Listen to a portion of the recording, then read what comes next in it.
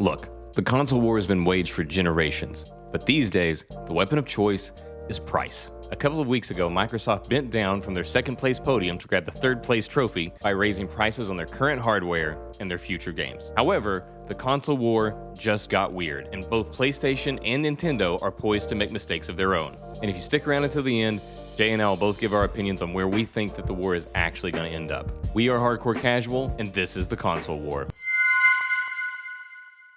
We are talking the console war. We're going to start with the current leader of the console war, and that is PlayStation. Just last week, Jay and I were talking about how PlayStation is in a superior position because Xbox, seemingly as a poor decision, raised their prices to the point that their sub-performing already hardware, losing to Sony, they've now priced it above Sony's better hardware. Well, the hardware is about the same, but they're better package with their software and all that stuff. So PlayStation, we had speculated that perhaps PlayStation would just kind of, throw up their hands and be like, "Oh, dude, we'll just hold." It's Wait, first and 10 in the opponent's area of the field, and they've got the lead with 30 seconds to play. Kneel on the ball.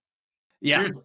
and then so not too long after that, it came out that they're saying that they are now considering all options and looking at the potential of raising prices, looking at the potential of moving production to the States, which, of course, if you move production to the United States, that would also raise prices because that's how that goes. Currently, they mentioned that they have about 3 months worth of hardware on U.S. soil. So that's where we're at right now. They're looking into options, but there's still 3 months of hardware on U.S. soil. Inventory, yeah. We'll have some further thoughts on that at the end of the wrap up of this section, but that's where we're looking right now. What do you think, Jay, about them saying that they are considering raising prices? They're looking into it. They're keeping their options open. Well, I think it's one of those things where they've seen Nintendo's and Microsoft's warning shots across the bow, as it were. And it's one of those things where I think they're sending up a test balloon. See what the feedback looks like. They're not leaning one way or the other. It's a possibility, but we're not leaning there one way or the other. So let's just send up the test balloon, float it, see if Microsoft shoots themselves in the foot, see if Nintendo does. Well, Gauge the Nintendo already backlash. has. Gauge the backlash and go from there. But they've got smart people in the room. They always have. That system has always been an amazing system, dating back to the original PlayStation. And like we talked about before, they don't need to do anything. They can sit back and win with lower prices. Yeah, I believe it was something like, I didn't take the exact number down, but I believe it was something like $687 million that they would stand to lose in the event of the tariffs continuing and them not doing anything, not taking any action whatsoever, not raising prices or not moving the production to the States or something like that. That was $687 million. However, we're talking about Sony. And while Sony doesn't have as much money as Microsoft has, because Microsoft has Windows, Xbox might not be doing great as far as hardware. However, we'll talk a little bit more about that. But Windows, though, is doing gangbusters. Windows doing just fine. So in the grand scheme of things, though, with Sony, you'd still think that they would be able to absorb that because this is a potential knockout blow for Xbox right here. Like this is like they've got them rocked. All they got to do is just not make a mistake right now, and this could be it. Here's the thing, and Microsoft can say this too, but Sony's got their foot in so many other areas of industry, man. I don't know what the rules would be for them to take money from one place and put it into this to fund the loss. But, they've got their regular electronics market. They've got their digital market. They've got military projects. They've got tons of stuff out there, cutting edge R&D companies that utilize some of their tech. So it's one of those things where I think they have money in a lot of different baskets. One of the things that's been a thing for a long time whenever it comes to especially console hardware is that usually it's that you sell that hardware at a loss. This is not uncommon to sell the hardware at a loss so that you can make it back on the back end on services and software. Yeah. This has been a thing for a long time. So yeah, is this more of a loss than they'd probably be used to taking? Yeah. But would it be worth it? I mean, to put one of your not one of your primary competitor down forever, I mean, that's probably, Yeah. half $500 million worth right there, I would say. Yeah, So, absolutely. And then the fact that you're seeing more and more Microsoft and more specifically Xbox content arriving on Sony's platform also changes the game as well because you're not. I feel like you're not seeing as much Sony stuff showing up on the Xbox platform. In fact, I haven't seen God of War out there yet, or Gran Turismo, or any of those. no, and So transfer, of course, I guess we'll get into that here in a little bit. I've got something to touch on that whenever it comes to the other side, transversely, whenever it comes to Microsoft. So we'll touch on that in a bit.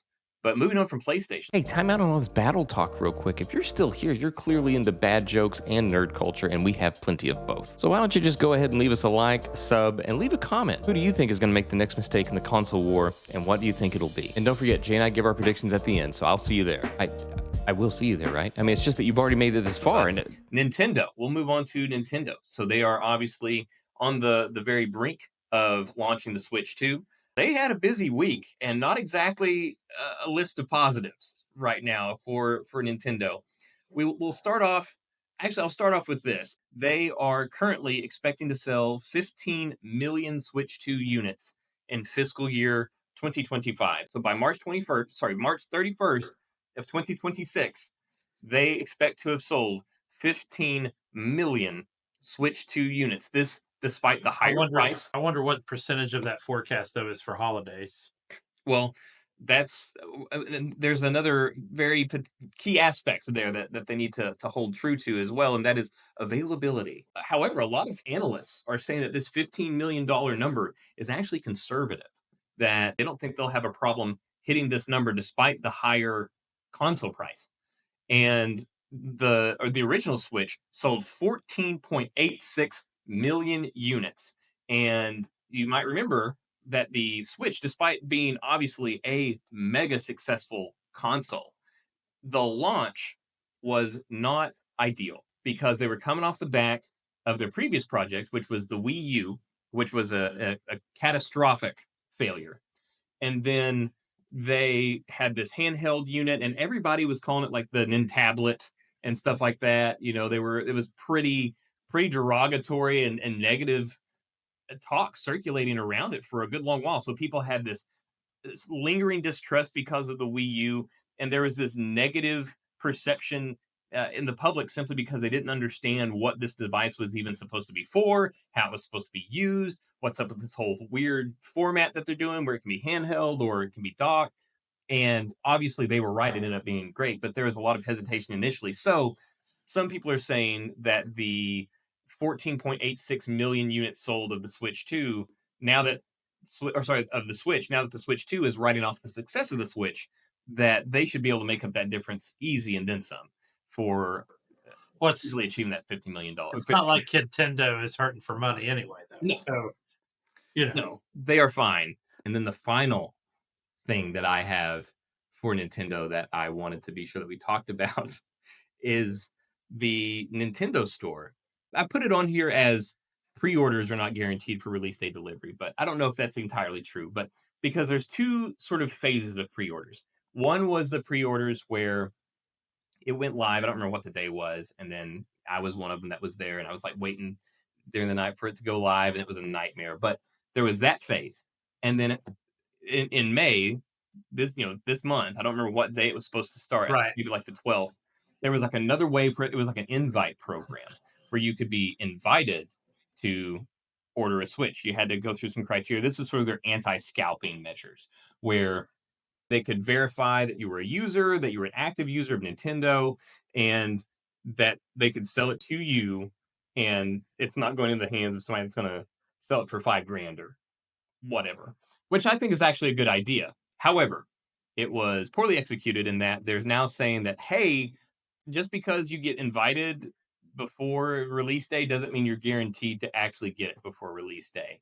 And now they're also saying you might not even get an invite to buy one, to even have the opportunity to even give us money prior to the release day. And then they were referring people to their brick and mortar retail partners And the one link that was there for their brick and mortar retail partners was GameStop, which obviously GameStop ain't doing great currently. No. So they're probably getting maybe 3 consoles at your local GameStop, something like that, which are going to be Well, if you live in a rural area, which we do, well, I do, then yeah, you might get lucky if they get three, or well. if they can cover their pre-orders.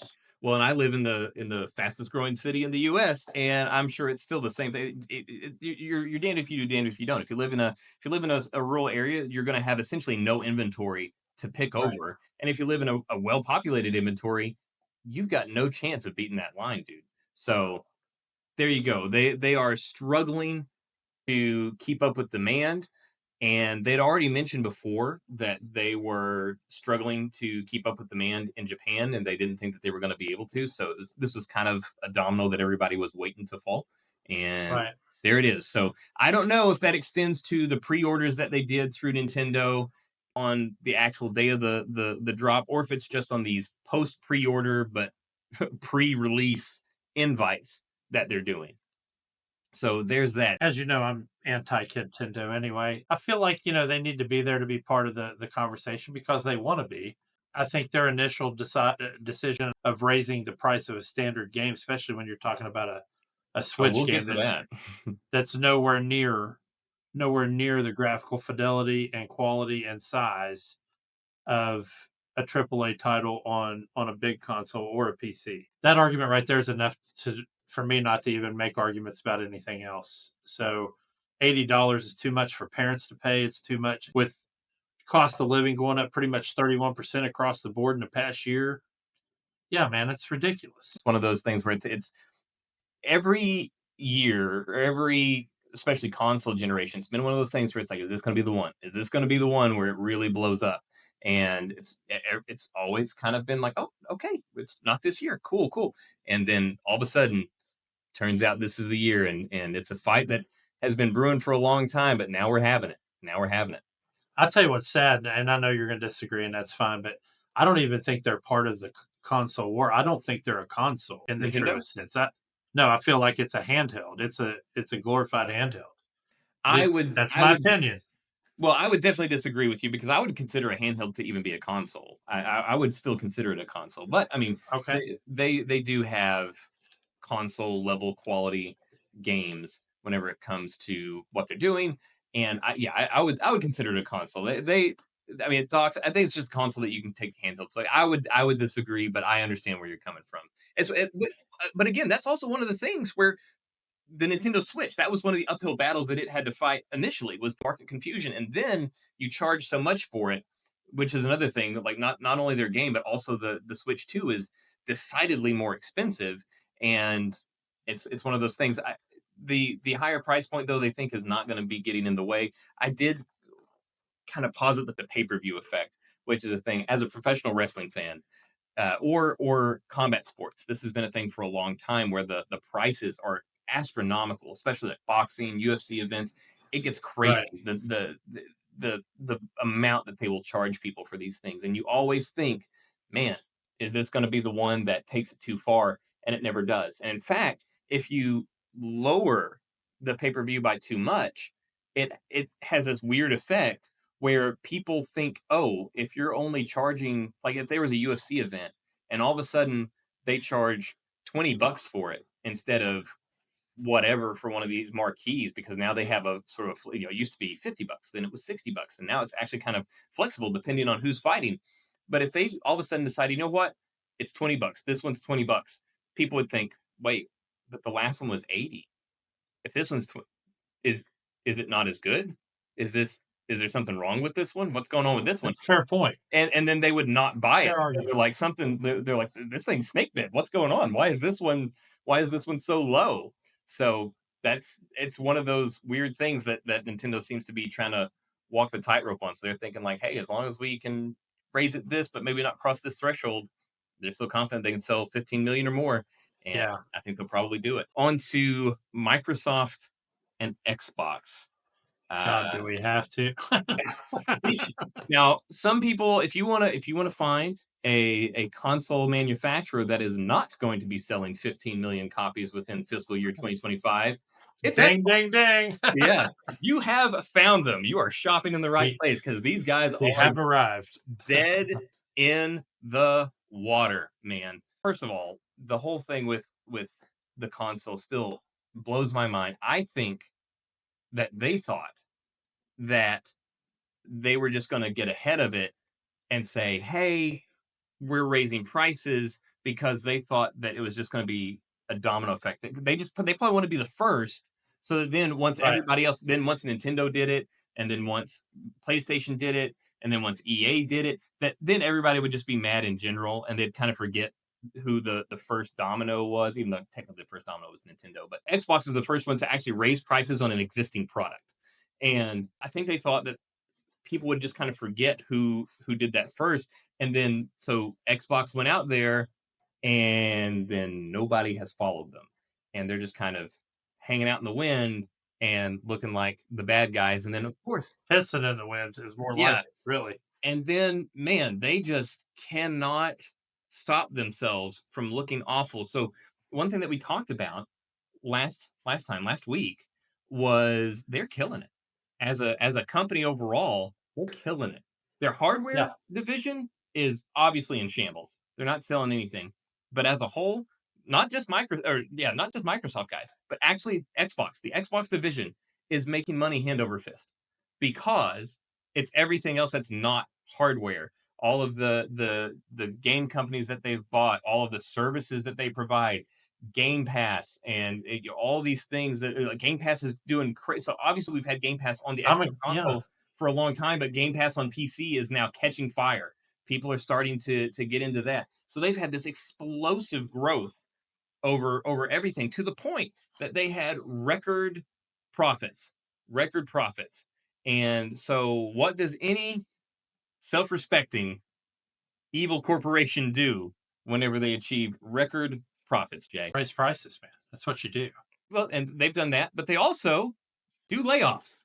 Record price, Oh, yeah. record profits. Now let's lay people off. So in the midst of record profits, they apparently just couldn't see it in the budget to have 6,000 of their employees, which is 3% of the workforce of Microsoft, which is unreal to me. This is a thing I will never understand, where you make record profits and then you take that out on the people that helped you make those record profits. Yeah, but I mean, unfortunately, we live in an atmosphere where that is going to be more and more common, I feel. Oh, Uh, I mean, it's been a thing for a long time. yeah. It never ceases to blow my mind. And this is coming off of, was it last year that Tango Gameworks released a game? It ended up releasing on PlayStation as well. It was one of the first ones whenever Xbox basically threw up the flag on their side of the console war for the most part, and they had their game show up there. Well, that company, the game was very successful. It was highly rated. It was loved. They shuttered it. They shuttered that dev company. They completely shut the doors on it. Yeah. They had a success, and they still got shut down. I There's still like no remember winning. 15 years ago or something, there was a small part of and they canceled a game, and there was a small part of one of their dev studios, and it was 500 people. Yeah, sure. But those people they had no warning. They drove to work that morning, and there was a guy standing out front going, "No, you guys are done." Didn't even let them in the building. Yeah, I can't imagine, especially like the devs that I just talked about. I can't imagine where you have this amazing high. You made this game, it's well reviewed, everybody's loving it. You're thinking, man, we Yeah. did great, we're bulletproof, and get the axe. It's cruel. I Yeah, hate it. I hate it. absolutely. That's the bad thing. Whenever companies get too big, they lose souls, man, and it becomes this. I guess they've just decided, you know what, we don't care what we look like to the public. They seem to have not only given up on the console war, essentially, they also seem to just be giving up on the PR battle, where they're like, okay, just let people hate us. I don't know. It blows my mind. While we're on the subject of all this, and again, guys, we'll kind of encapsulate all of our feelings here at the end. But one last thing to get to before we get there, while we're on the subject of the prices and all the insanity going on, is EA. So EA, so this is the thing that got me though, because at first I saw these headlines where it said that EA had confirmed that it had no plans to raise the price of its game, even as the likes of Microsoft and Nintendo jumped to $80. Headlines like that were what you would see all throughout the internet, and I was like, oh wow, you'd figure EA would be all over that. Yeah, but you're talking about a company that has, I don't know how many different franchises under their umbrella right now, and Tons. can literally live off of Madden money for the rest of their life. True, but so and that's the thing, So, but they've also been voted the most evil company how many years now? So that was the thing. You saw headlines like that. Oh, they've confirmed they have no plans to raise prices. Blah blah blah blah blah.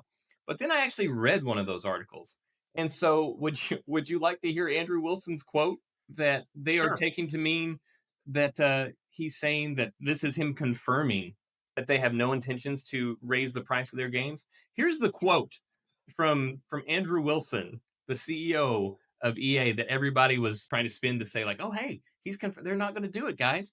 So this is what Andrew Wilson had to say. In terms of pricing power, our business is very different today than it was even just 10 years ago. In a world where everything we did 10 years ago was about selling shiny discs in plastic boxes and retail shelves, well, that's still a part of our business. It's a significantly smaller part of our business. And now we have pricing representing everything from free to play all the way to deluxe editions and beyond. At the end of the day, whether we're doing something that costs $1, or we're doing something that costs $10, or we're doing something that costs $100, our objective is always to deliver incredible quality and exponential value for our player base. And what we've discovered over the course of time is when we can marry quality and value together, our business is strong, resilient, and continues to grow. None of that, to me, sounded like a denial. In fact, to me, that sounded very much like padding and groundwork to say, hey, we're actually wanting to raise it to $100. Well, and I wouldn't put it past you. I'm not going to say I wouldn't put it past him, but I mean, to me, it just sounded like he wasn't going either way with it, and just wanted to leave the door open in kind of an ambiguous. Hey, this is we just want to make quality stuff for you people to play, kind of thing. Oh, yeah, no, it was definitely ambiguous. However, one thing it was not was a denial. No, it was not.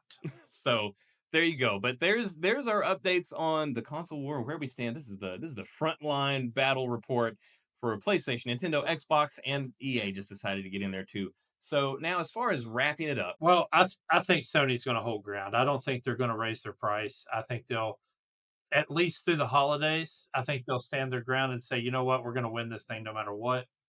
I think Nintendo's going to hit every goal they want to hit, because it's going to be moms and dads out there that are suffering that one and just going, yeah, honey, I'll get it for you. Yeah, sure, sweetie. Yeah, it'll be under the tree on Christmas.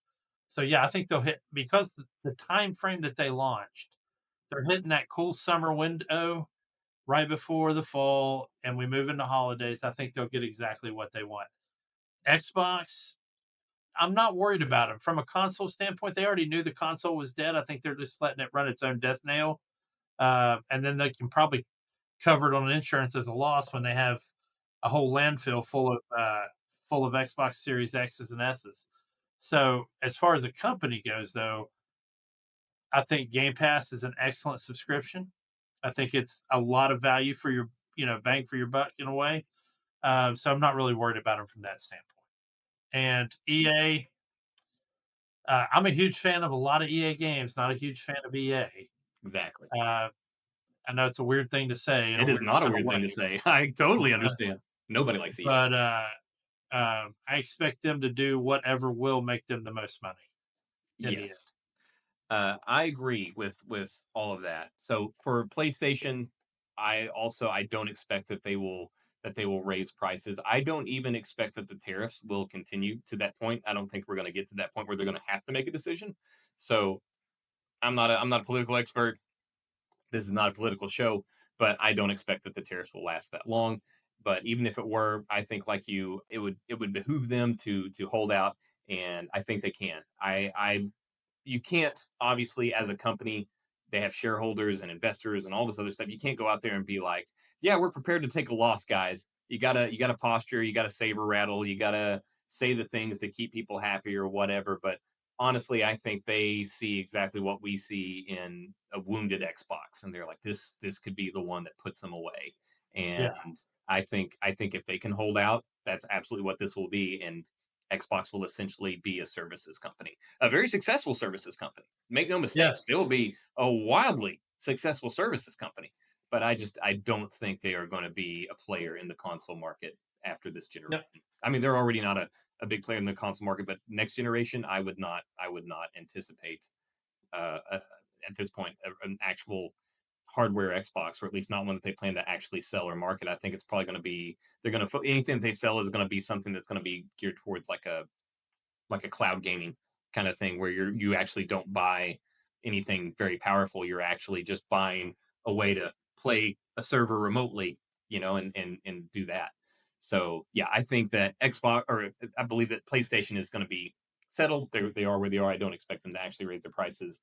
I think Xbox is going to go the way we all think they're going to go, and I also agree. I think Nintendo will sell an insane number of Switch 2s. I think they will sell every single one of those things that they can produce. And I think it's gonna be exactly like it was last time, where every time everything gets sold out, and then every time one of them pops up online, it's gobbled up, and then they start getting resold for forever. It's gonna be like it was during the pandemic, whenever the Switch got crazy huge because everybody was inside and then everything went crazy. It's going to be another one of those things. I hate it. I hate it. I hate scalpers, and I actually do appreciate what Nintendo was trying to do with this invite system that they had. I honestly really was excited that somebody was trying to navigate around the scalping economy that's kind of come up around console releases. Well, But you remember how bad the PS5 was, man. You had people pulling into neighborhoods and opening up the back of a van with 3 or 4 PS5s in it, and people going nuts. well, and there would be posts all over social media of somebody that had like a stack of like 25 Yeah, PlayStation PS5s, in the background. They're like, "Hey, 1,500, you can have whichever one you want." Like, it's nuts.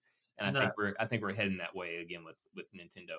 So those are our thoughts on all the news there. Oh, hey, you did make it. See, I never doubted you for a second. And if you made it this far, you truly are a part of the community. So go ahead and sub up anyway. We would love to hear from you. Let us know what you liked, what kept you around, and what you'd like to see next. Thank you so much. This has been Hardcore Casual.